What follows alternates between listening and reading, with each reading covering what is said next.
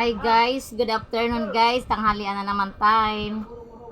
Guys, ang ulam namin ngayon lunch ay minungguhan na pata, tapos may dinuguan din guys. So masarap ang kain namin sa tanghalian ngayon.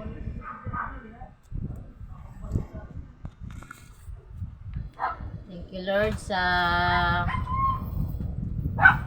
grasyang araw na ito. Inom na ako tubig. Tapos ay hugas na ang kamay ko. Thank you Lord. Unang subo guys ay para sa inyo guys. Oh, sarap oh. Pata na may munggo. Tapos dinuguan. Unang subo guys sa inyo.